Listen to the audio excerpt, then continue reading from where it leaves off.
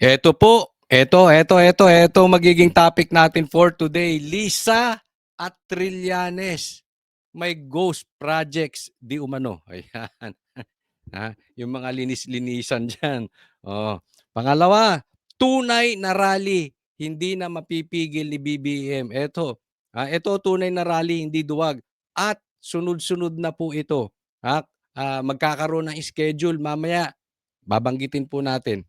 Pangatlo, Senador na Pinklawan, lumantad ang sikretong pag-uugali. Ulitin ko yan, Senador na Pinklawan. Talaga naman itong mga Pinklawan, mga ipokrito. Pang-apat, Saldico, wala nang lusot sa bagong ebidensya. Okay, wala na, mauubos ka talaga. Pag ikaw ay certified mastermind, di umano, nabuhaya. Mahirap sa isang katutak na ebidensya, delikado ka. Boying, galit sa butete. Ayan, yan po ang mga pag-uusapan natin at marami pang iba. Huwag pong kakalimutan, pagpasok pa lang, i-like nyo po agad itong video na ito. At doon sa mga hindi pa po subscriber, baka naman tayo nagpapaalala, subscribe po kayo dito sa channel ni Coach Oli News PH. Sana po mapanood nyo itong ating vlog. Simula po sa simula't simula hanggang sa matapos. Ito na po, hindi natin napagtatagalin ng ating content, ang ating pag-uusapan dahil kay Coach Oli, bida ang balita. Ito po, simulan po natin sa pinakamabait na babae sa balat ng lupa. Ito po. Isang private citizen ang nagpunta sa Independent Commission for Infrastructure o ICI para hilinging silipin ang posibilidad na nakinabang umano ang First Lady kay Maynard Ngu sa issue ng flood control. Isinumite ni John Santander ang isang liham sa ICI para rito. Walang direktang pag-atake sa ating First Lady. Patas dapat lahat imbestigahan. So, ulitin ko, hindi ito kaso pag-file ng case. It's a letter of sentiments lang. Ipinakita rin ni Santander ang mga litrato na nakuha daw niya online. Dito magkasama ang unang ginang at si Maynard Ngu, ang tech billionaire na idinadawit sa anomalya sa flood control projects. Sinusubukan namin kunan ng pahayag ang unang ginang at si Ngu. Sabi ng ICI, susuriin muna nila kung may basihan ang mga ibinigay na impormasyon ni Santander. Pero payo nila sa publiko, huwag basta-basta maniniwala sa mga aligasyon. Kasi kung meron basihan yan para magpatuloy ang investigasyon, then we will move forward. Ayan, ito meron siyang, ito hindi demanda, meron nagreklamo na private citizen na kasabwat di umano ang ating First Lady Lisa, okay? No? So, lilinawin po natin, ito ay nakuha niya sa online. Ang issue ko po dito, ito. Ang nagiging problema natin, namimili po tayo ng iimbestigahan. Okay? Hindi ko po tinutuko yung ICI kasi hindi natin malalaman kung nag-iimbestiga nga ba ang ICI o hindi. Dahil sikreto po eh. Pero nakikita natin ang ombudsman, sila Trillanes, mga Pinklawan, sino tinuturo. Pero hindi kayang matumbok ang mastermind. Ngayon may nagrereklamo kay Lisa. Tanong, kaya ba ito imbestigahan ng ICI? Kasi ilang beses na eh. Ngayon may nagrereklamo kay Lisa. Tapos si Chavit sinasabi niya rin na imbestigahan ng Ilocos Norte. Okay? Hindi po natin pinagbibintangan si Bongbong Marcos at si Lisa. Pero ako, in my opinion, naniniwala ako, mastermind yan si Bongbong Marcos. I have my reasons at alam ko na, nabanggit ko na dito ilang beses bakit ako'y tiwalang si Bongbong Marcos ay mastermind. Okay? Ngayon, kung iba opinion niyo, nasa sa inyo yan. Ang issue dito, hindi kung talagang sila ay guilty or not guilty, pero imbestigahan. Dahil nagfo-focus tayo doon sa mga haka-haka, basta patungo sa Duterte, pinupuntahan natin. Pero bakit ito kaliwat kanan na ang nagrereklamo dito sa Ilocos Norte, ayaw nyo pa rin imbestigahan? Saan pa rin kayo pumupunta? Cordillera, sabi ni Boying. 'Di ba? Pupunta kayo sa Davao. Doon sa Diskaya lang ang daming problema diyan sa Diyan sa Ilocos Norte. Ngayon si First Lady naman. So ano ito? Sana imbestigahan yung totoo. Dahil ako naniniwala, kung may connection po si First Lady sa isang contractor, siya ay parang kasama sa ghost projects. Ulitin po, hindi tayo nagbibintang. Pero napaka-importante. Sabi nyo, pagka may ebidensya, doon kayo tutuko. So ngayon, ebidensya po rin yan. Totoo man or hindi man yung ebidensya, puntahan ninyo. Tukuyin nyo, totoo ba or hindi. Di ba? We will investigate and we will make sure to call these people who will be responsible or who might be responsible to this flood control. Ayaw naming madiskaril Yan, nasabi niya ha, iimbestigahan nila si Lisa. May problema tayo dyan. Mamaya, babanggitin natin. ang aming mga investigasyon dahil lamang sa politika. Nanawagan din sa ICI ang grupong Isang Bayan na payagan ng mga civil society group na maging observer sa investigasyon kung hindi talaga nito isa sa publiko ang mga pagdinig. Kung meron man lang observer doon o merong mga representante, kahit hindi naman kami magtanong, makikinig lang, ano? Kahit yung US Embassy, pinakinggan na nila, inimbitan na nila doon. Yung, bakit yung mga civil service organization, baka pwede namang mga isa, dalawa, tatlo sa amin. Yan ang nagiging issue natin. Isipin mo, Amerikano. Nablog na po natin to kahapon. Binukas ninyo sa Amerikano. Sa Pilipino, hindi nyo maibukas. Tama po itong sinasabi ni Attorney Howard na dapat buksan man lang kahit sa mga representante ng kung anumang organisasyon. Kaya lang, ako ay hindi pa rin ako masaya dyan. Kasi alam naman natin, talamak po ang bayaran. Okay? Alam natin, grabe ang nakawan dyan. Trilyon. Baka mamaya, pagmulan pa ng karagdagang korupsyon yan. Halimbawa, okay? May isang representante, bayaran. O pagpalagay natin, 20 na representante bawat organisasyon manunood. Mas madali pong kontrolin yung 20 na yan. Pag tinapala mo ng tigi-1 bilyon yan, kahit sabihin nating 20 million lang, 100 million, tatahimik na yan. Naiintindihan po. Hindi ko po sinasabi na ito magiging representante ay guilty. Kaya lang iniiwasan na natin yung tiwala ng taong bayan mawawala. Yun nga ang ibinabalik natin dito eh. Yes, may punto po siya. Bakit sa Amerika, sa atin man lang walang representante.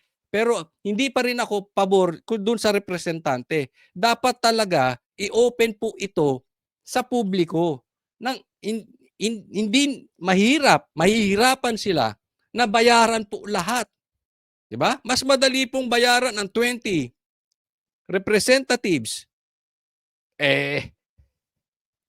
Yung mga congressman nga ang sabi ni Chanco, 'di ba? Yung pumirma ng impeachment, lahat yan may bayad.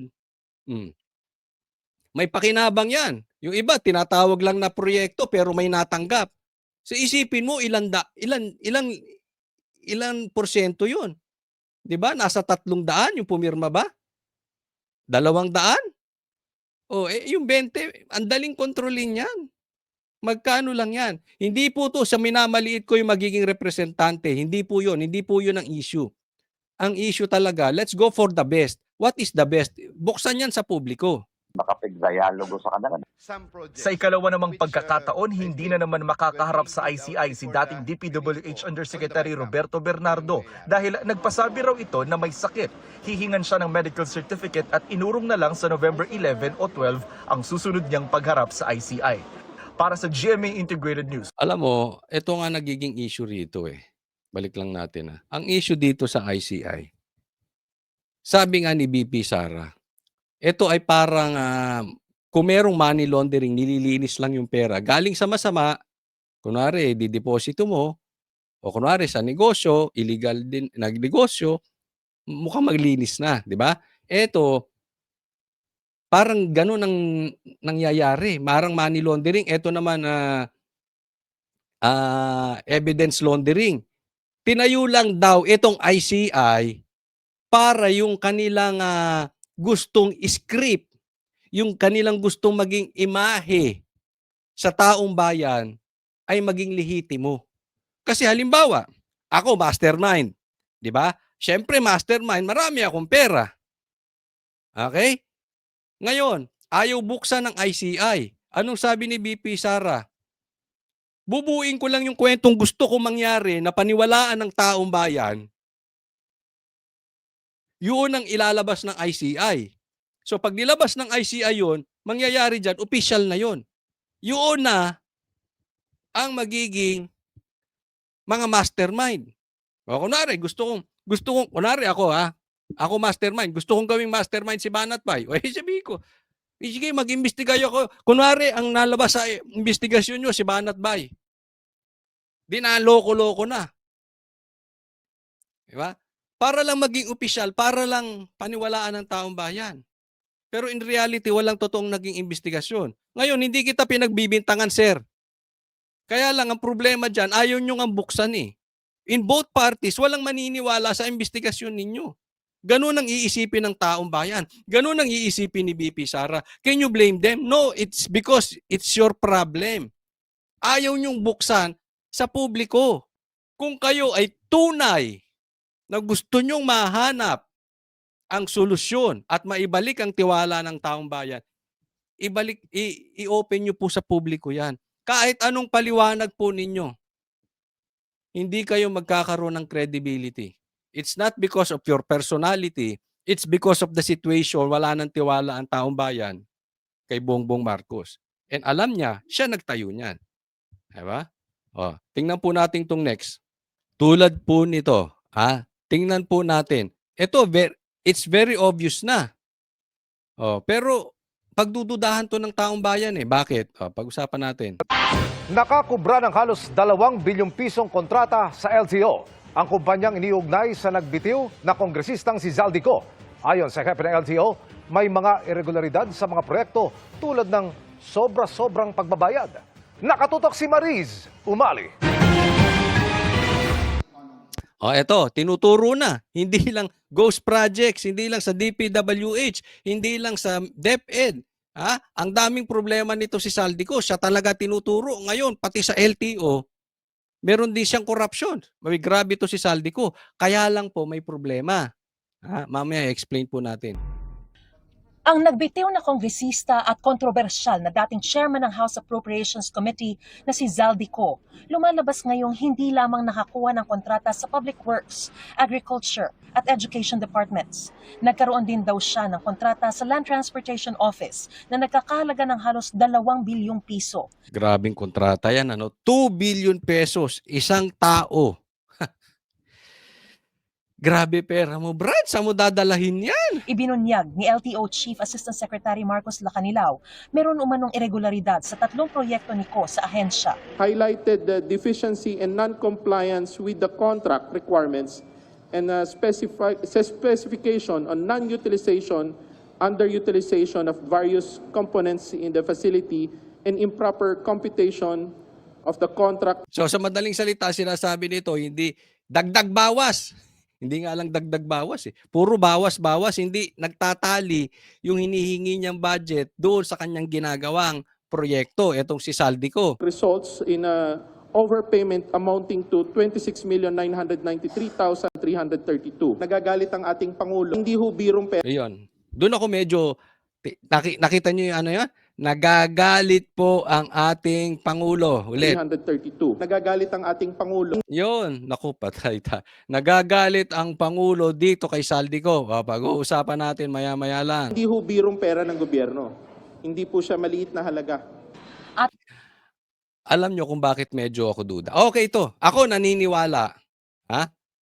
Si Zaldico ay isa sa mastermind.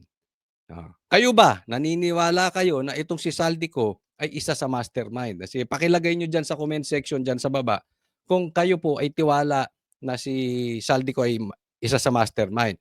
Pero ito nagiging issue ko. Diba? Ang optics na lumalabas dito, nagagalit ang Pangulo dito kay Zaldico. Medyo duda na ako ron. Pag pumasok ang Pangulo, meron na namang planong hindi maganda ito. Meron bang sinabing matino itong presidente natin? Wala. Meron siguro isa. Mamaya, papakita natin. Pero, karamihan ng sinasabi niyan, palpak. Walang kwenta. Kasinungalingan. Kabaligtaran. Kaya duda ako dahil dinidiin si Saldico. Yes, he is one of the mastermind. Pero ang dating nito, gagawin siyang fall guy. Kaya nga yung buksan yung investigasyon eh. Yan ang gagawin nilang naratibo dito. No, palalabasin sa ICI na may kasalanan lahat si Saldico. O si Saldico, sasabihan nila, diyan ka lang, haya-hayang buhay mo, wag ka nang uuwi dito. E kita nyo naman ang figura nito si Saldico, mukhang hindi marunong sumagot. Pag umuwi yan dito, baka ituro agad-agad niyan si Tambi tsaka si BBM. Nakukuha nyo po. Diba? Kaya nga, ang sasabi ko, itong ICI, hindi talaga po pwedeng hindi nyo bubuksan yan. Kahit ba sabihin natin makulong si Saldico, masaya kayo doon? Yes, masaya ako. Pero kontento? Hindi. Hindi po, wala pong Saldico kung walang Tambi. At walang Tambi kung walang Bongbong Marcos. Kasi grabihan po ito. Halos napunta sa isang tao lahat ng proyekto. Lahat doon kumukonek. Ngayon lang nangyari sa history ng Pilipinas, yes, maraming corruption before. Pero kalat-kalat. Ito parang nandito lahat, oh. Napapansin nyo? Oh. So pag pinagbintangan na ng pinagbintangan yan si Saldico, idinian na yan, natandya dyan yan. Tapos ilalabas ng ICI, kasalanan lahat, minanipula ni Saldico. Eh, tapos na. Ligtas na yung dalawa. Diba? Whether tama tayo sa ating opinion na mastermind yung dalawang magpinsan or hindi, hindi maniniwala ang taong bayan eh. Pero still, grabihan to si Saldico. Pera ng gobyerno. Hindi po siya maliit na halaga.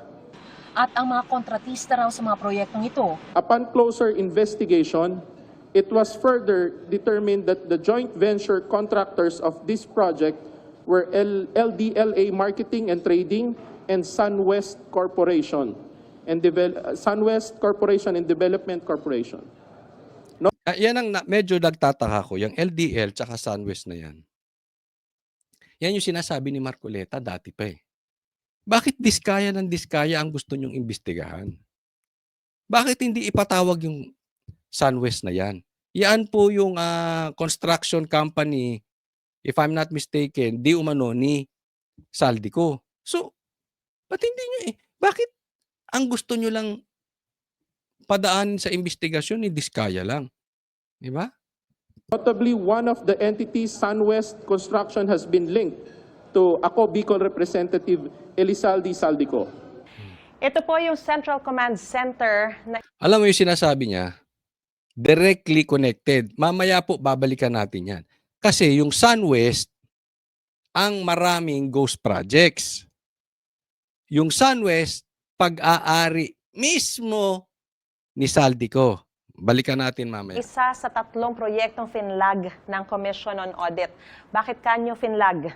Kasi kung makikita ninyo, bagamat operational naman daw, Ayan. lamang yung mga equipment Anong tingin ninyo magkano yung kwarto na yan kasama ang equipment? dito gaya ng mga desktop, LED screen, bukod sa server sa baba. Ayan, server sa baba. So yan, yung server sa baba at saka yung monitor at screen sa taas, hulaan ninyo magkano.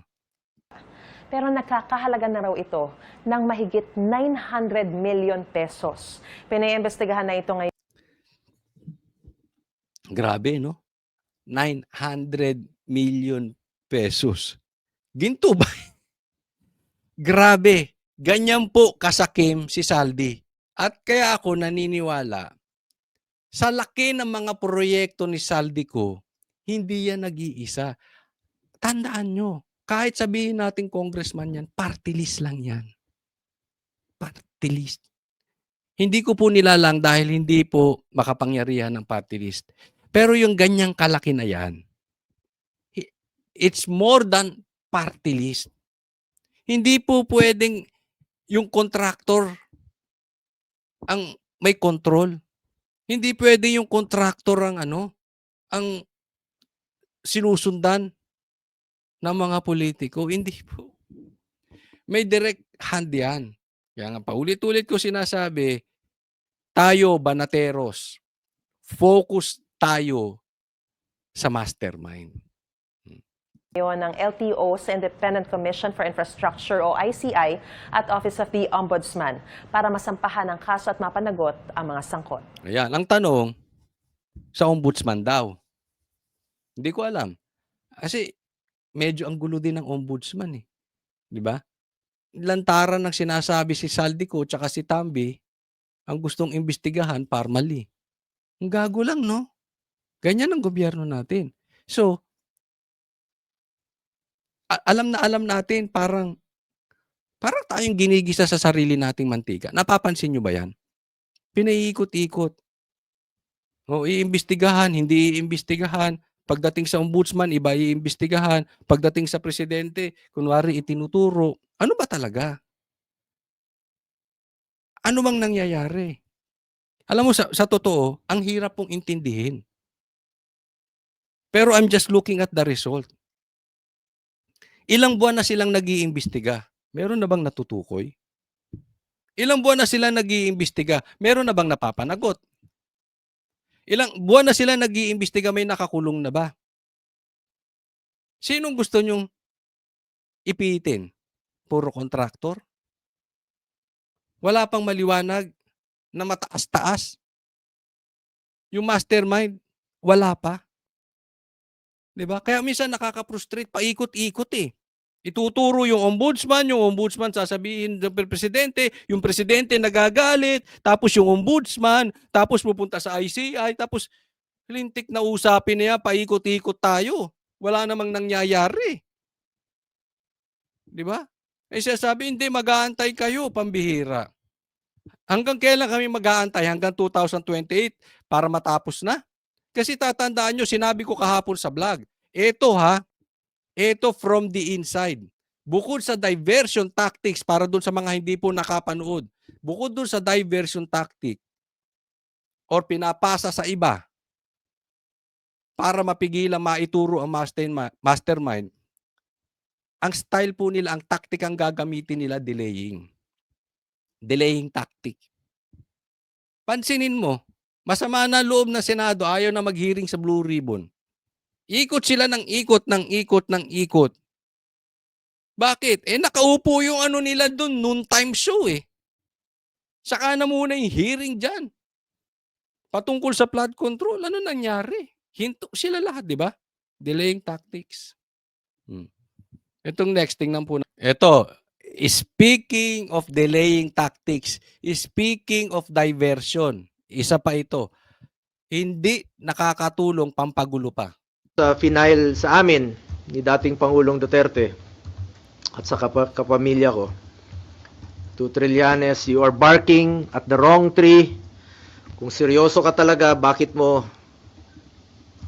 di mo kasuhan yung mga totoong mga corrupt talaga?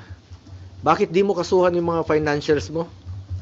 Yung mga contractor, alam mo yun.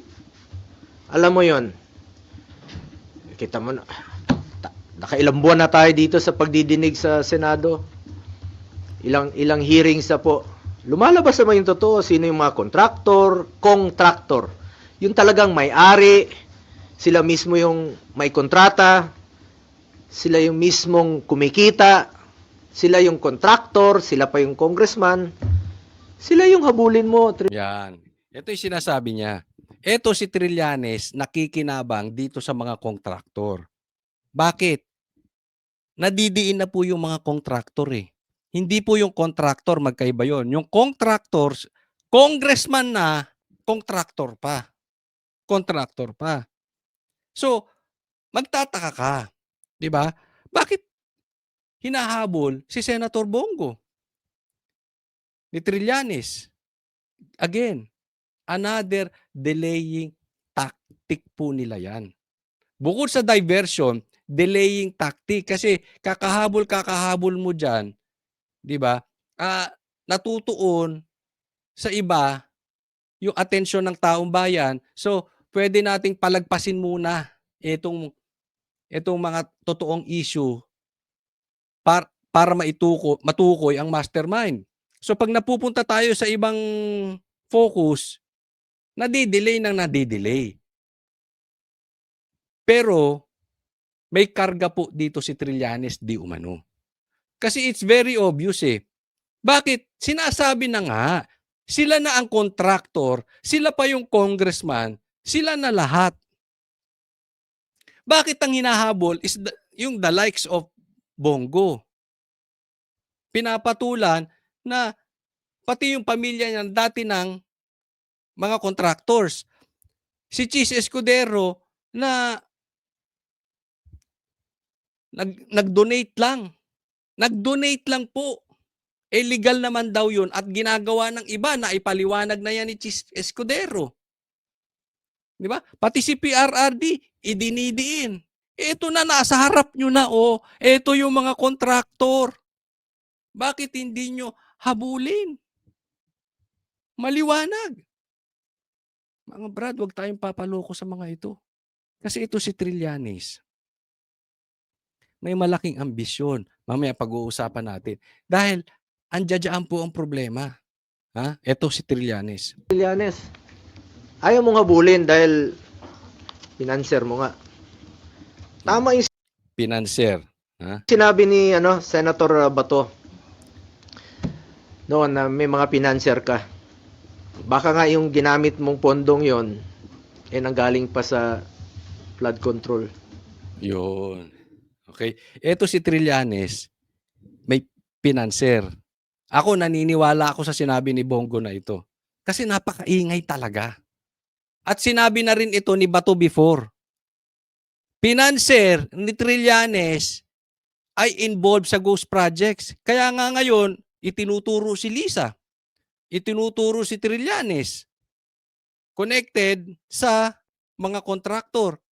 Kung ikaw ay nakikinabang financially sa mga kontraktor, sa ghost projects, parang ikaw na rin mismo ay may ghost projects.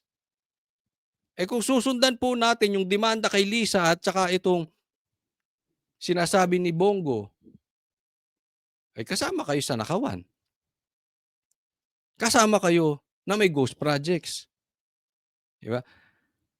Alam nyo, isa po sa napakaingay na ito si Trillanes. Huwag po natin pagtitiwalaan. Whether si Senator Bato or si Trillanes, kahit DDS pa yan, kahit Pinklawan pa yan, pagka nilalayo tayo sa mastermind. Yan po yan lang ang sukatan natin mga banateras sa mga DDS. Yan lang po ang sukatan natin. Kung yung sinasabi ng isang tao ay talagang dapat nating paniwalaan. Kasi dapat doon po tayo pumunta sa mastermind. Mapapansin nyo naman yung gustong ilayo sa mastermind. Yung usapin na yan. Yan po ang pinakasenyales natin. At ang ginagamit po dyan si Trillanes. Si Trillanes po ay hindi nakakatulong sa investigasyon sa Pilipinas patungkol sa nakawan sa ghost projects. Ang masama niyan, dinedelay pa niya, dinadivert niya pa. At nakikinabang pa. Pinanser. May bayad yan. Diba? Yan po ay sabi ni Senator Bongo. Pero ito pa. Di ba, pansin nyo, napakaingay niya. Siya mismo nagsiset up na kung sino magiging presidentiable ng Pinklawan. Gusto niya si Risa at saka si Torre. Alam nyo ba ba't siya nananatiling maingay? Kasi posibilidad po na alam naman natin, pag eleksyon, may kita dyan. May mga nagdo-donate dyan. So, kung sino ang makapagpalabas ng kanilang pato, ika nga. Eto, gusto ko to, si Risa. Gusto ko to si Torre. Pag nailapit na yan, part yan ng campaign. At definitely, meron yan.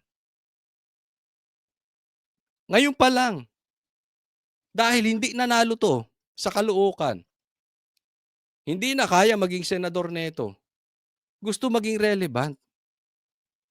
Kitang-kita po natin Kung susundan nga natin ang pananalita ni Bato at saka ni Bongo, eto yan. Yang ingay ni Trillanes, katumbas niyan pera.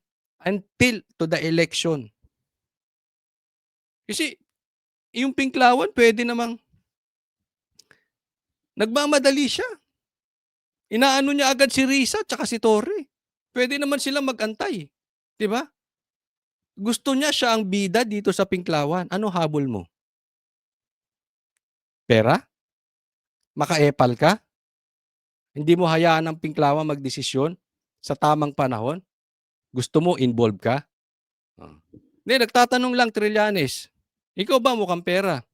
Hinahabol mo ba sa 2028? Ay, pera-pera. Tinatanong lang, ha?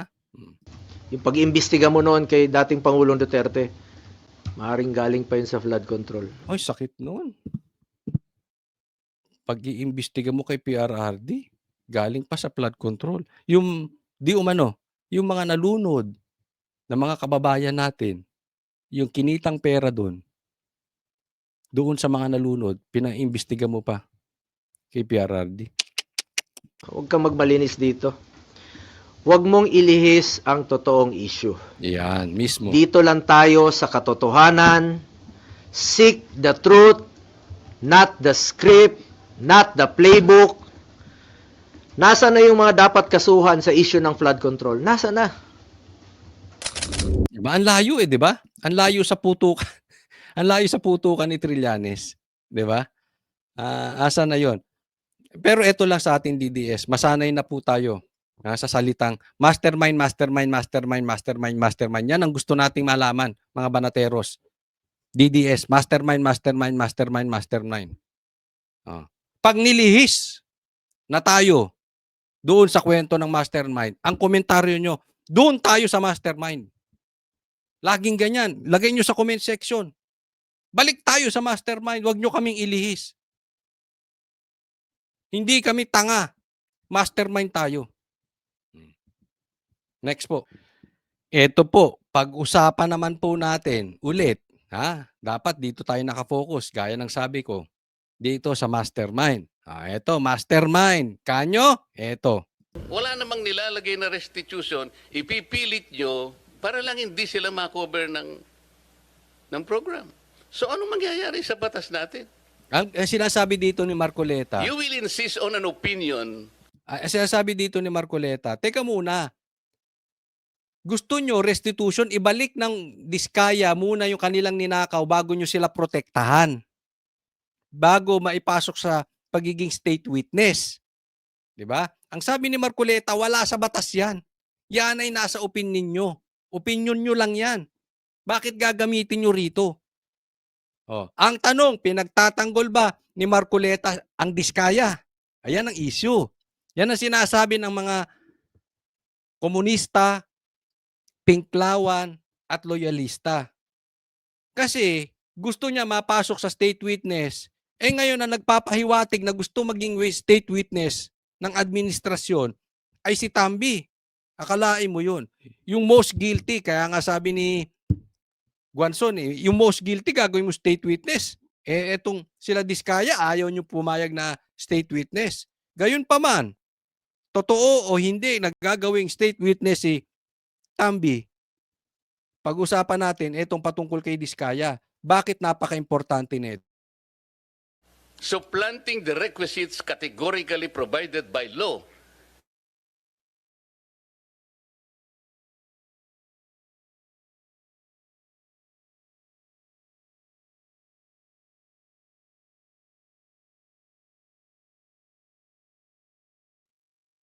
Ito problema dyan. Tingnan po natin. So pinipili nyo yung gusto nyo i-process. Paano natin, sila lamang ang nakapag-identify initially ng 17 congressmen. At doon sa kanilang mga testimony, lumalabas na rin ang pangalan ni Saldico and Martin Romualdez. Ngayon, kung ayaw ninyong bigyan sila ng protection under that law, kaya siguro umayaw na sila sa ICI. Pero depende. Alam nyo, dyan sila nafo-focus Ang issue ni Marcoleta, makinig kayo mga dilawan, hindi nyo maiintindihan to. Alam nyo kung bakit hindi nyo maiintindihan to? Ayaw nyong intindihin. gusto nyong iligaw. Kayo dilawan, kayo pinklawan, kayong mga loyalista ni Bongbong Marcos, kayong hindi makaintindi, hindi sa kinakampihan si Diskaya. Kung gusto nyong ikulong, ikulong ninyo. Pero 17, siya ang nakapag-identify ng 17 na congressmen. At in-identify si Tambi tsaka si Saldico. Anong issue? Si Marcoleta, ang gusto niyang matuntun, mastermind. Kaya ako, hindi sa, may mga ayaw ako kay Marcoleta. Wala namang, again, uulitin ko, walang perpektong tao. Pero nakikita ko, ang focus ni Marcoleta, mastermind. Matrain na po tayo. Pag hindi po patungo sa mastermind, niloloko tayo ng gobyernong ito. Si Diskaya, tinuturo na tayo sa mastermind. Ayaw niyong proteksyonan. Ayaw niyo ilagay sa state witness. Kung kinakailangan managot sila, di managot sila. Ba't ang dami niyong kondisyon? Yan yung sinasabi ni Marcoleta eh. Ba't ang dami niyong kondisyon na wala naman sa batas? Paano natin masusolusyonan na yung nagtuturo ng mastermind, ayaw niyo pa tulungan? Ayaw niyong pagsalitain. Ng 17 congressmen. At doon sa kanilang mga testimony, lumalabas na rin ang pangalan ni Saldico and Martin Romualdez. Ngayon, kung ayaw ninyong bigyan sila ng protection under that law, kaya siguro umayaw na sila sa ICI. Pero depensa ni Justice OIC Secretary Frederick Vida, tama ang pananaw ni dating Justice Secretary Boying Remulla na dapat may restitution muna bago ma-admit sa WPP. Ay anong sabi? Tama ang sinabi ni Boying. Oh, kailangan ibalik muna yung pera. Ayan ang issue nila, kailangan ibalik muna yung perang ninakaw. Oo, bago maging mapasok sa witness protection program. Bago namin protektahan yan, ibalik muna yung pera. Ang tanong nga, una, ito yung ombudsman na nagsabi, we bend the law. Kaya nga binibend niya yung law ngayon eh. Wala po sa batas yun. Wala. Alam niyo kung bakit? Ang nangyayari dito, chicken and egg. Oh, sino bang nauna? Itlog o manok? Tanong ko sa inyo, sige, pakilagay sa comment section. Ano nauna, itlog o manok? Ganito po ang nangyayari. Yan ang sinasabi ni Marcoleta. Paano mo sasabing restitution? Eh, wala pang ang desisyon kung magkano ibabalik. Sige, magkano ibabalik? Ang sinasabi nila, wala pa. Kaya wag muna natin ipasok sa WPP. Pambihira. Eh di ibig sabihin, ayaw nyo talagang ipasok. Kasi dapat yan, pinapasok muna sa WPP, saka na desisyonan pagdating sa korte kung magkano, sila magdi-decide niyan kung sino magkano o dapat bang magbalik ng pera. Yun eh. Hindi, sabi magbalik muna ng pera. Yan ang issue nito. Ito si Bendalo. Bendalo number 2. Si B2.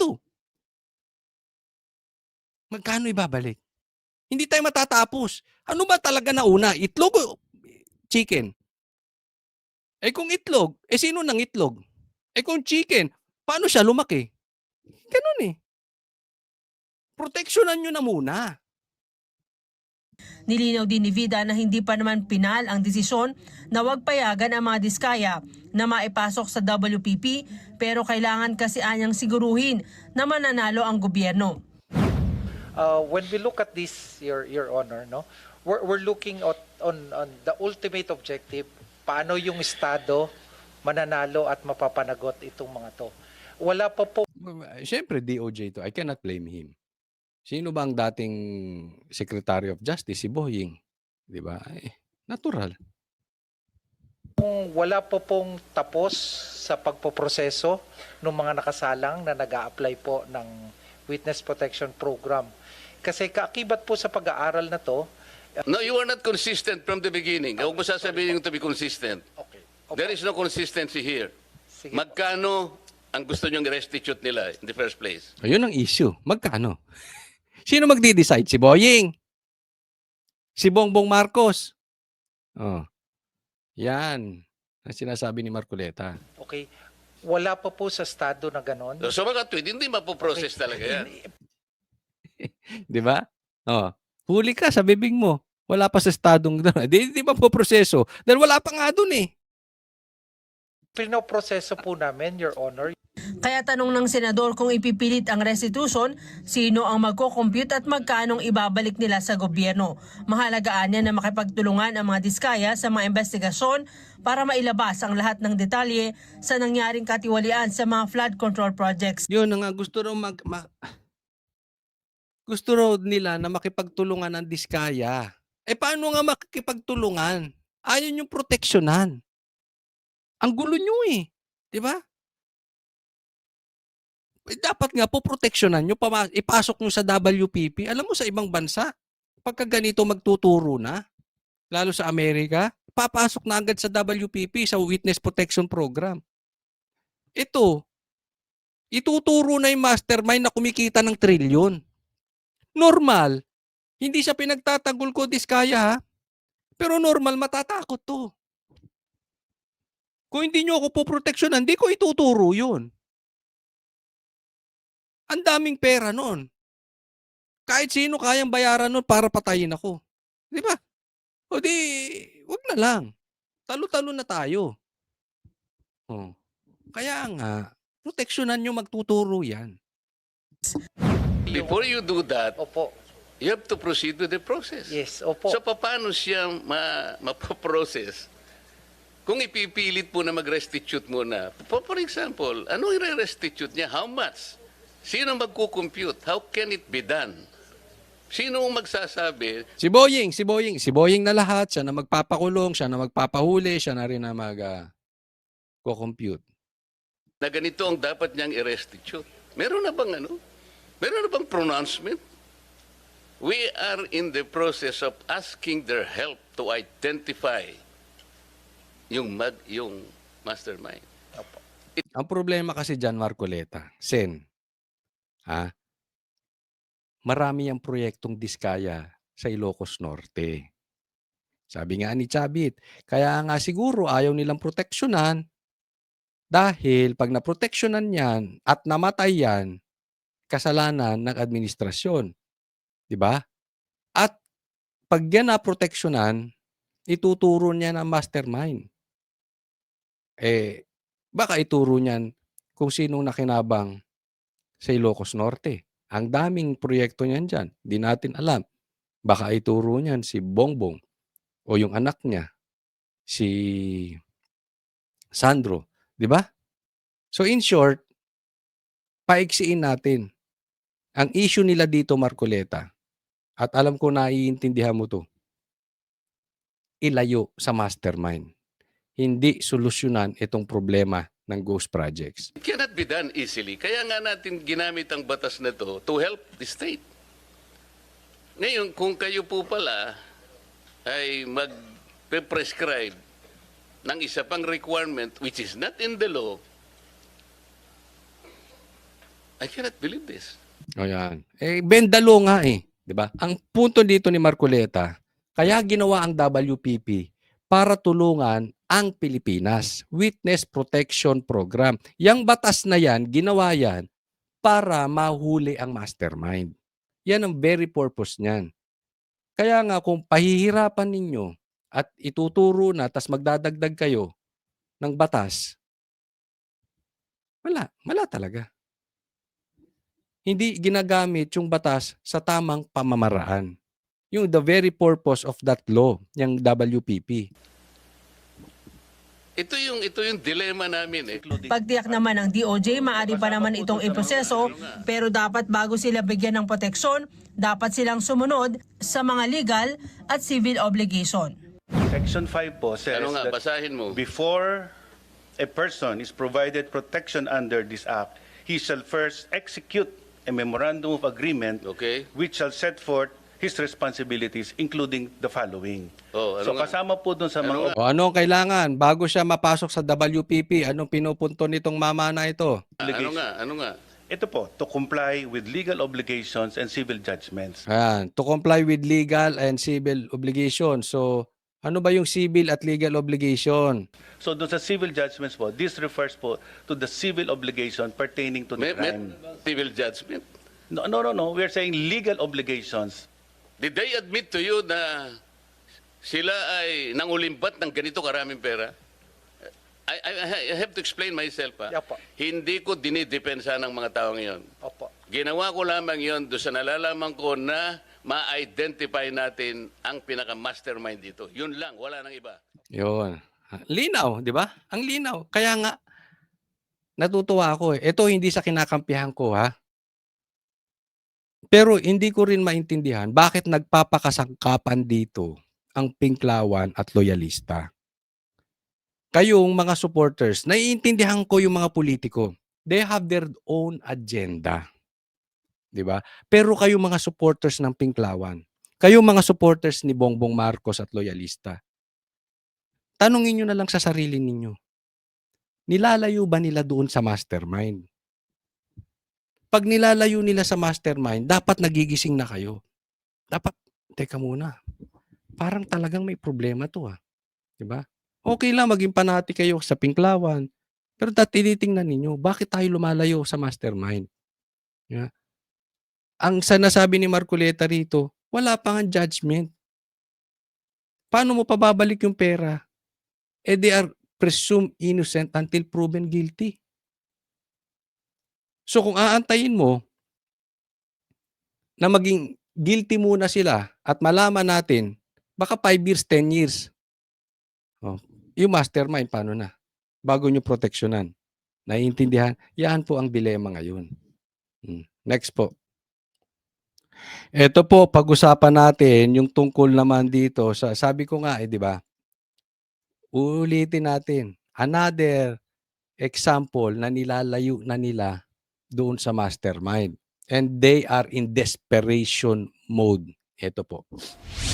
Ako, tingin ko si Senator Lacson, 100% na babalik bilang Blue Ribbon Committee Chair. Marami pang hindi nauungkat. At kung ito'y makakatulong, ang tingin niya siguro, mas makakatulong ito sa ICI at doon sa Ombudsman. Ito kayo nangyari. Di ba si Lacson sinabi niya hindi na siya babalik? Kahit anong pilit, hindi na siya babalik na Blue Ribbon. Ngayon, sabi ni Tito Soto, 100% babalik yan si Lacson. Alam nyo kung bakit? Walang gusto. Alam nyo kasi ang Blue Ribbon Chairman, yan po ay parang sa isang politiko, isang parang death sentence politically. Kasi ang makakalaban mo talaga dyan, ang makakabangga mo talaga dyan, talagang matataas na tao. So, walang gustong kumuha sa majority ng Blue Ribbon Chairman. Ayaw naman nilang ipasa sa minority. Kayang-kaya po ni Chis Escudero yan, ni Marcoleta yan, ni Cayetano yan, matitinding abogado. Kaya lang ayaw nilang mapunta ron. So, kailangan makabalik si Ping Lacson. Dahil eto na nasa bingid na tayo na madidiscover yung mastermind. So, kailangan bumalik tong noontime show sa Senado para may pangligaw na naman. Walang gusto sa majority kung hindi si Lacson. Siya lang ang pupwede. So again, this act na pagbalik ni Ping Lacson na sinabi na niya na ayaw niya na hindi na siya babalik, babalik ulit. This is a desperation coming, in my opinion, coming from the mastermind. Tingnan ninyo kung babalik si Lacson. Ito lang Ito lang. Gaya ng sinabi ko parati. Kung ang pagbalik ni Lacson bilang Blue Ribbon Chairman ay ituturo tayo papunta sa mastermind, good job. Wala tayong pag-uusapan. Kahit anong kulay mo, kahit pink ka, kahit ikaw ay pula. Basta ilalapit tayo sa mastermind, good job, Lacson. Pero kung ilalayo tayo sa mastermind, hindi po ito tungkol sa DDS na. Ito po ay tungkol sa nagpapakasangkapan kayo sa nakawan. Yun na po ang issue dito. Kailangan palapit tayo sa mastermind. In the Department of Justice,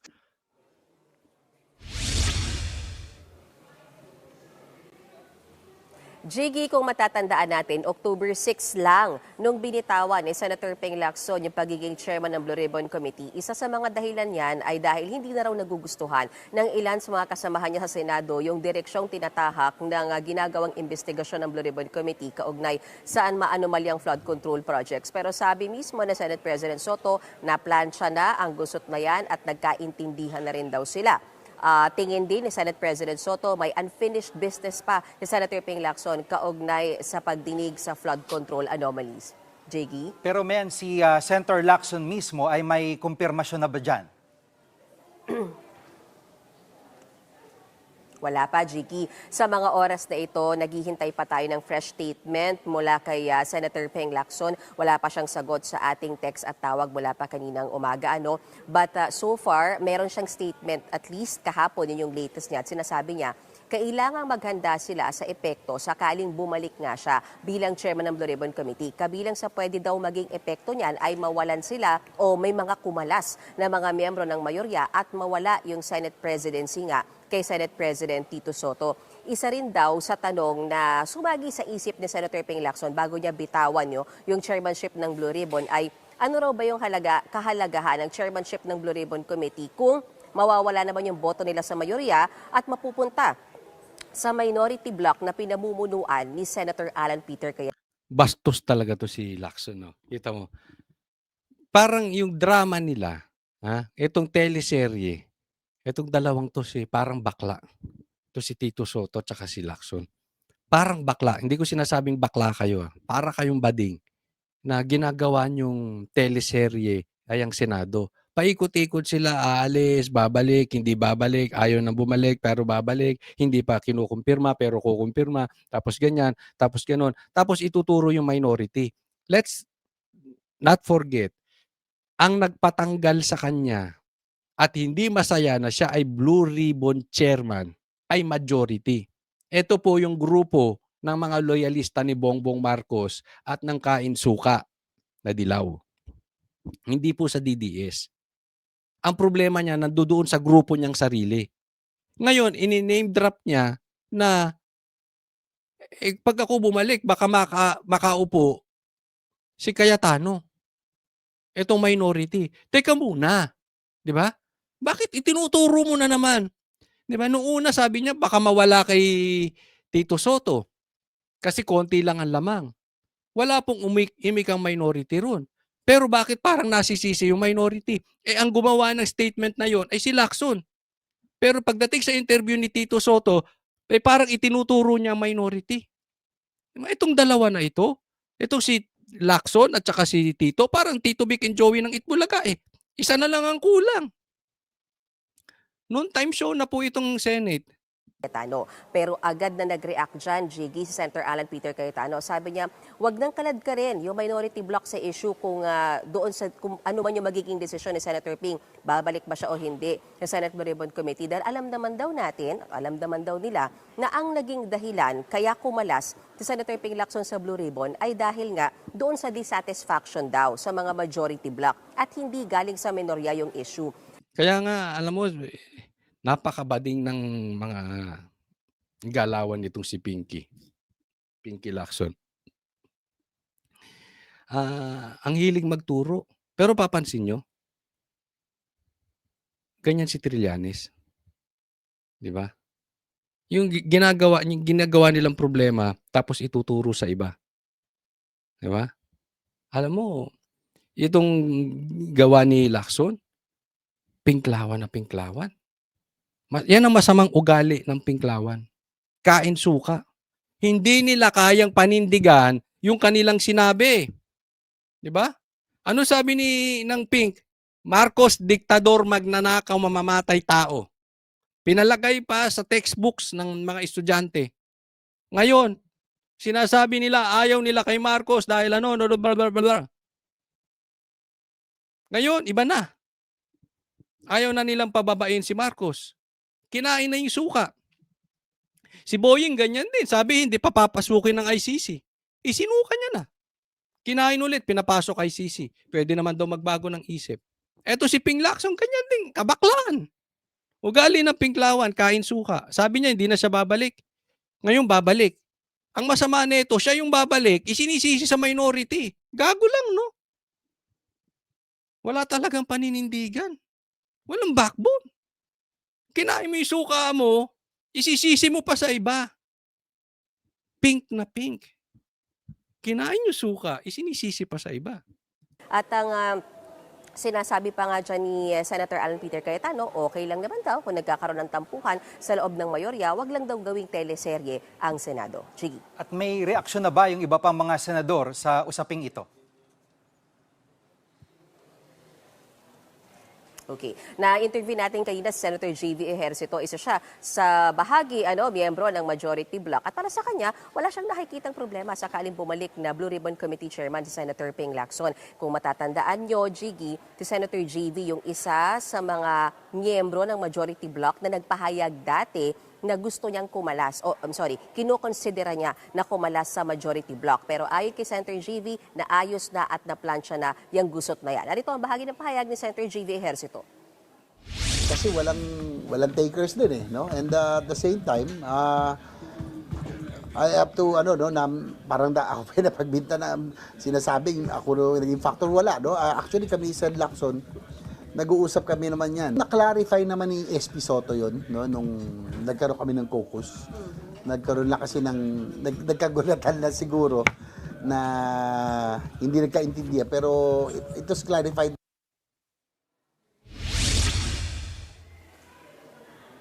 Jiggy, hinihintay pa natin yung sentimiento ng ilan pang mga senador, pero ang alam natin, sabi ni Senate President Soto, nakatakda silang magkaroon ng pulong para isapinal kung ano ba talaga ang desisyon, babalik ba o hindi ni Senator Ping Lacson as chairman ng Blue Ribbon Committee.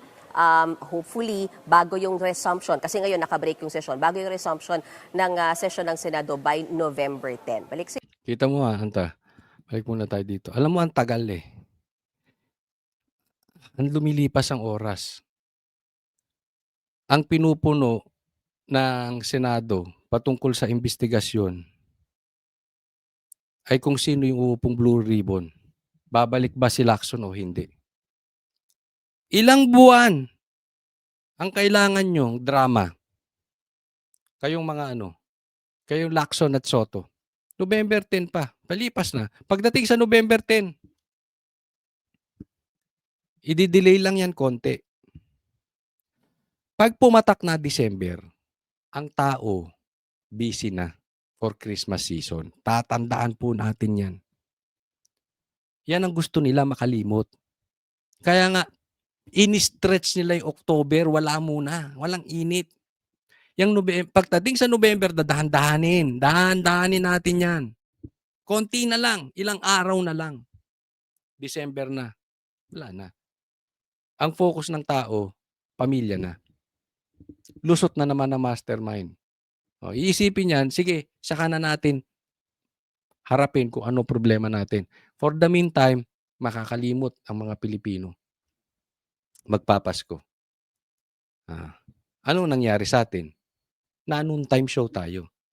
Imbis na naimbestiga, na-noon time show ang mga Pilipino. Next po. Eto, pag-usapan natin. Ang sigaw ng taong bayan, marunong na rin sila. Unti-unti, natututo sila. Itong mga nagrarally. Doon na sila nafo-focus sa mastermind.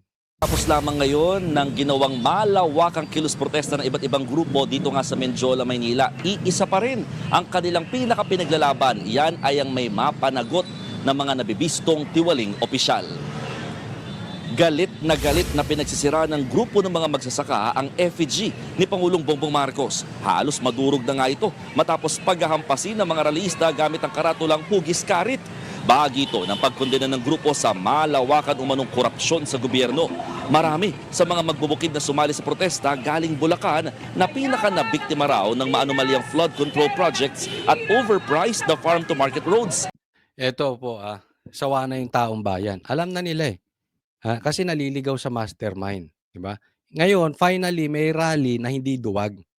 Yung mga nagraraling, duwag yan, yung mga nakaputi. Wag yan.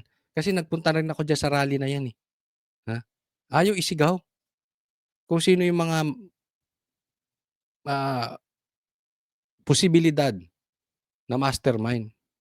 Ito, kita na nila, Inaano na nila si Bongbong Marcos. dapat ganito ang rally. Kasi anong purpose nyo kung wala kayong babanggitin, 'di ba? Yan ay pumapabor pa doon sa mastermind.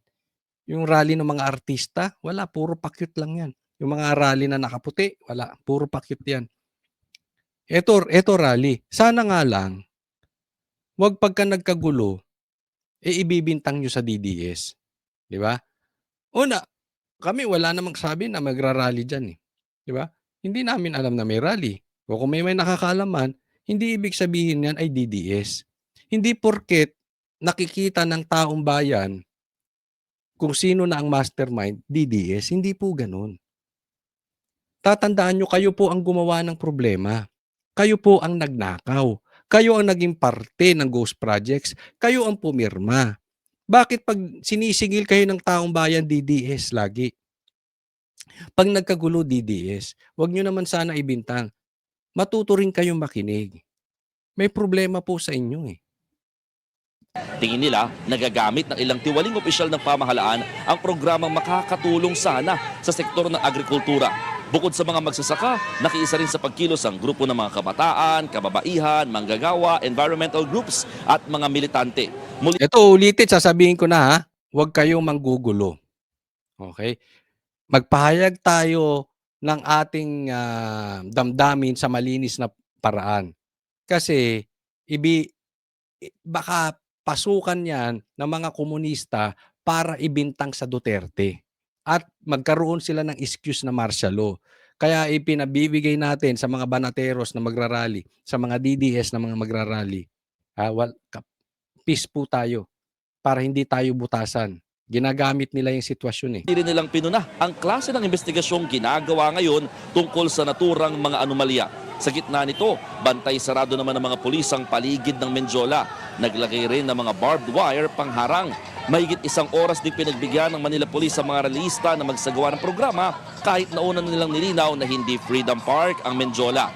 Narito ang bahagi ng pahayag ng mga nakausap namin. Farm to Market Road ay naging Farm to Pocket Road. Isipin mo yun, pati farm to Market Road kinurakot. O, 'di ba? Nagrarally dito mga galing Bulacan. Sila yung mga nalulunod. 'Di ba? Tapos ang gagawin ng gobyerno natin, pupunta sa Parmali. Pupunta sa Duterte. May nalunod sa Bulacan. Nagagalit yung mga taga Bulacan dahil grabe ang nakawan sa kanila. Tapos yan lang ang isasagod ng gobyerno. Yan lang ang lumalabas sa ombudsman. Yan ang lumalabas sa naratibo ng administrasyon. Siyempre, hindi matutuwa. Teka muna, nagkandalunod na yung mga kababayan namin. Ang focus nyo, Duterte pa rin. Kasama naman talaga ng budhin nyo. O, eto pa. Ano yun? Yung farm to market road. Tapos nadagdagan pa kay Saldico. Pati LTO, kinurakot. Nasa pagsusuri namin, ang Farm to Market Road ay nagkakahalaga bawat metro ng mahigit 300,000. Kaya napakalaking korupsyon yun. Mataas ang pagrespeto. Grabe no, 300,000 kada metro ng kalsada. O, then dapat daw ata yan ay nasa parang ano lang eh. Parang nasa 10,000. I'm not sure of the exact figures pero ang laki po. Parang 3,000% ang dinagdag. Grabe, ganun po katindi ang korupsyon. Talagang gahaman na. Natin sa kanilang kalayaan, mamahayag. Pero ganun pa rin yung ating pakiusap na sana sabi natin, tignan din naman natin yung iba. Yung karapatan ng iba. Ruth, umabot din ng halos 2 oras na nanatiling sarado itong bahagi ng intersection ng Legarda at Recto dito nga sa Menjola matapos nga mapuno ito ng mga nagkilos protesta at kanilang babala, no, sakali daw na wala pa rin mapanagot ng mga sangkot sa mga issue ng korupsyon, magpapatuloy daw yung kanilang pagdagsa sa kalsada para nga mga lampag at inaasahan daw yung mas malawakan na tinatawag pa nga nilang wala nang uwi ang rally sa November 30. Oh. So November 30 wala nang uwi ang rally. No ba? Anyway, hindi ko alam kung paano i-delay. Alam naman natin na yan ang diskarte ng gobyerno. I-delay na yan, i-delay. So para sa mga nagrarally, wala nang uwian. Para naman sa gobyerno, i-delay nila na sa ganun magkaroon na ng Christmas effect. 'Di ba? So, hindi natin alam kung ano magtatagumpay. But nevertheless, kahit anumang delay ni Bongbong Marcos diyan, pupunta at pupunta pa rin 'to sa nakawan. Hindi na nila maitatago yung baho, eh. They can delay as much as they want, pero in the end, mananagot talaga. Para yung taong bayan, eh, naka-focus na ngayon sa mastermind. At iyan ang ipagpatuloy nating isigaw. Balik sa Yordo. Yan po ang Express. Eto po, next, tingnan natin. Eto, merong magandang ginawa. Di umano to si Bongbong Marcos. Pakinggan po natin, ha? Simula ngayon, iisang RFID sticker na lang ang kailangan para sa mga toll expressway natin sa buong Luzon. Ilulunsad din natin mga group fleet account sa susunod na taon. Epektibo na ang pagpapatupad ng paggamit ng isang radio frequency. Ito yan, yung RFID, di ba? Kahit ako, nalilito ako dito eh. Minsan, hindi ko alam kung may load pa ba ako dito sa, yung para sa north, para sa south, di ba? Iba yan yung Easy Trip, tsaka, ano yung isa? Basta, dalawa yan eh. Yung para sa south na. So, auto sweep. Ngayon, ginawa na ni Bongbong Marcos na isa na lang, isang sticker na lang. Okay. Ito tayo, sabi ko nga sa Banateros, pag tama, palakpakan, pag mali, banatan. May tama naman dito. Talagang malaking problema po ito sa mga motorista, lalo na po kami na halos araw-araw ay dumadaan po sa expressway. No? So, malaking tulong po itong proyekto ni Bongbong Marcos na ito. Okay? So, purihin natin dyan, palakpakan natin. Pero, ito naman yung isang pero. Dati na yan eh. Naalala ko yan. Kasi blinag ko yan. At inabangan ko yan. Proyekto pa ni Sandro yan. Ipinagmalaki ni Sandro yan. Huwag nga tayong maglokohan. Pagpasok pa lang ng pagkapresidente ni Bongbong Marcos, yan na ang niyabang ni Sandro. At fina-follow up ko yan. Kailan na ba mangyayari? Hindi yung pag tuwing pupunta ako sa south, ay sa north, kakabahan ako. Dapat isang sticker lang. Hindi natutupad. Tandaan nyo to, sasabihin ko. Pinalakpakan ko si Bongbong Marcos sa proyektong yan. Pero kung iyan ay palpak na naman, gaya nung sinabi nung anak mo, it took you 3 years. Pinagmalaki nung anak mo, walang nangyari. Tapos, eto ka na naman, ipagmamalaki mo na naman. We are watching you. Kami po, dumadaan sa expressway. You cannot fool us. Alam namin yung nangyayari dyan. Huwag mo kaming lokohin. So, kung mangyari yan, sige, papalakpakan natin si Bongbong Marcos. Pero, kung tinularan mo lang din yung anak mo, kayong mag-ama, kayong mag-anak, parehas kayong budol. Kayong Marcos talaga, wala kayong silbi. Puro lang kayo salita, walang follow up. Walang nangyayari, puro kayo pangako. Identification sticker para sa lahat ng toll expressways sa Luzon. Kanina, mismong si Pangulong Ferdinand Marcos Jr. ang nanguna sa paglulunsad ng One RFID All Tollways sa ilalim ng Toll Collection System Interoperability Project.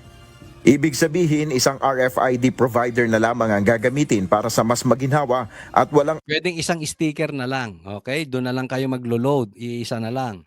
abalang pagdaan sa alinmang toll plaza tulad ng North Luzon Expressway, South Luzon Expressway, Subic-Clark-Tarlac Expressway, Cavite-Laguna Expressway at iba pa. Kailangan na lamang mamili ang motorista kung auto sweep o easy trip ang gagamiting RFID. Ayon kay Pangulong Marcos, malaking tulong ito para mapabilis ang pila sa mga toll gate at hassle-free sa mga motorista. Malinaw ang layunin nito, mapabilis ang daloy ng trapiko sa mga toll gate. At totoo naman, malaki ang tulong nito. Ngunit hindi natin may kaila ang nagdudulot din ng dalawang RFID systems na kalituhan. Tama naman dito si Bongbong Marcos, I agree with you. Minsan ang traffic sa expressway ay hindi naman doon talaga sa daan. Doon sa toll, nagkakaroon po ng bottleneck. Kaya minsan, malaking bagay po yung may RFID. So tama yan at hindi rin nagko-create ng kalituhan. Pero Bongbong Marcos may isang problema. Jurassic po yung toll gate natin. Palitan nyo na yan, mga parang awa nyo na. Alam mo, nakapunta ako sa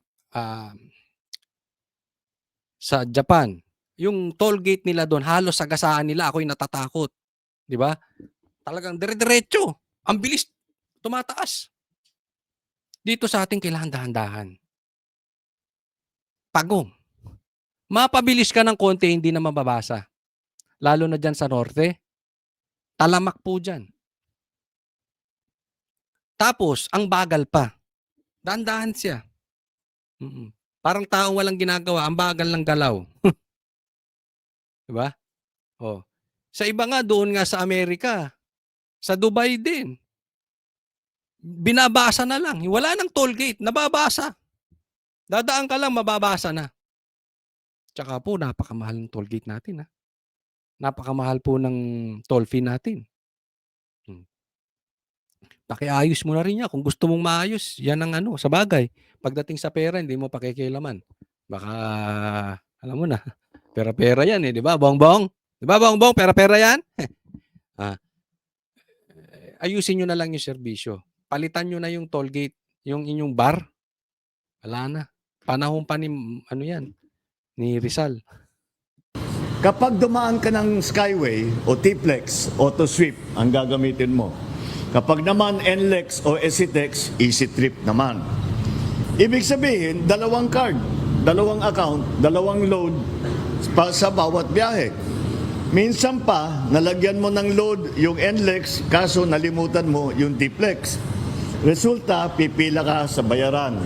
Sayang sa oras, bawas sa oras na para sana sa pasyal, sa banding sa pamilya at sa trabaho.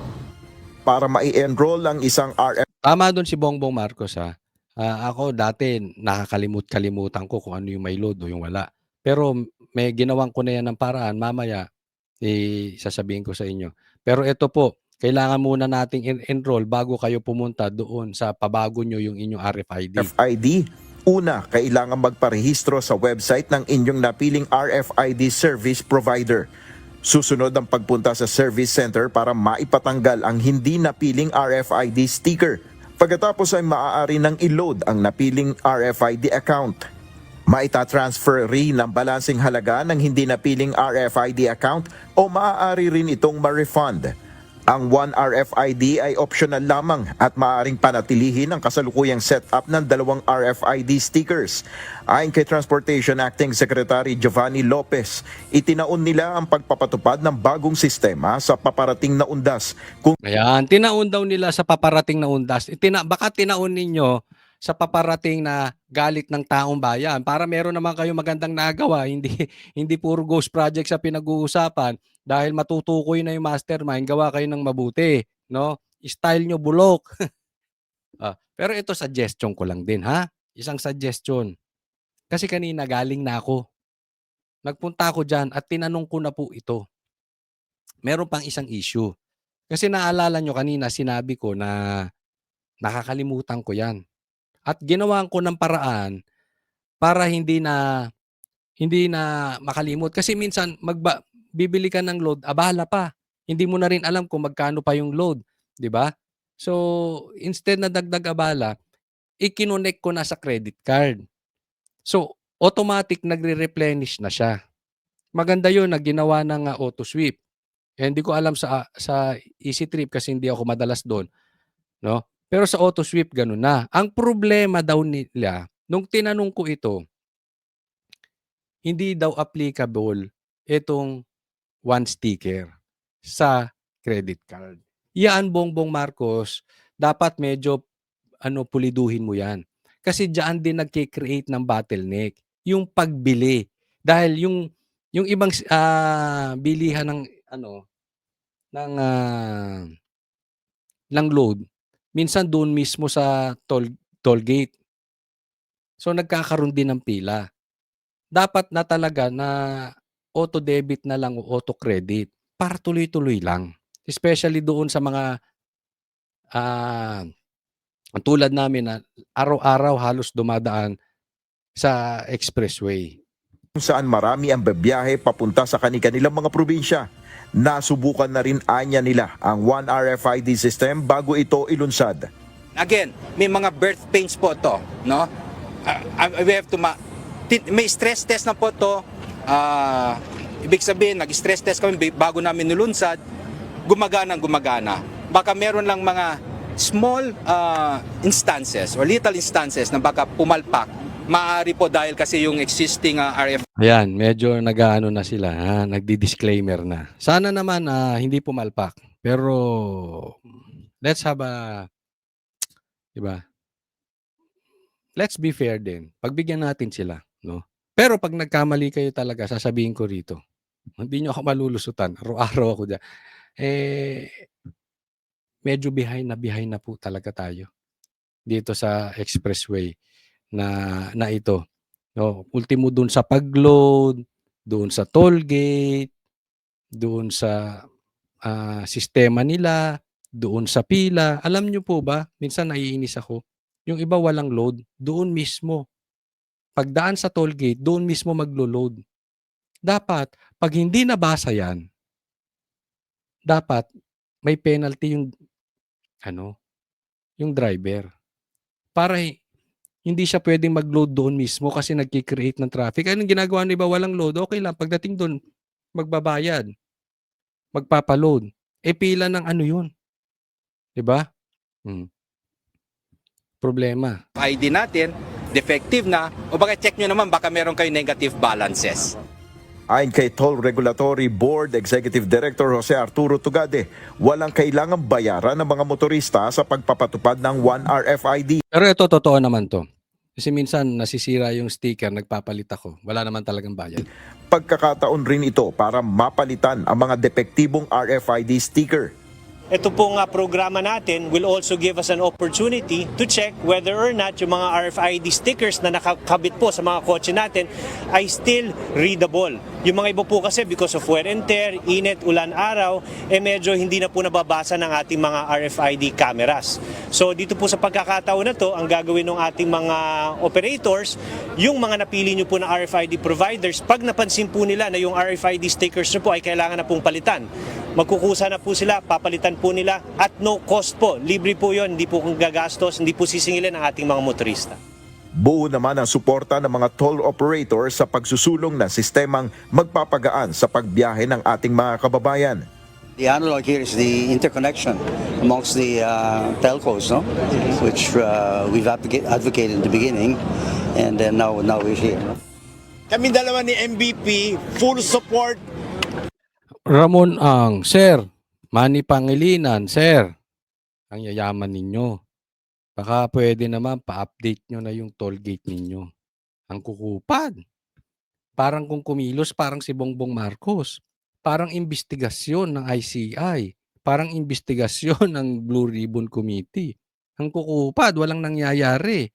Ang babagal ng toll gate nyo. Pakiayos po, Pakiayos. Total, kumikita naman kayo, maraming dumadaan eh.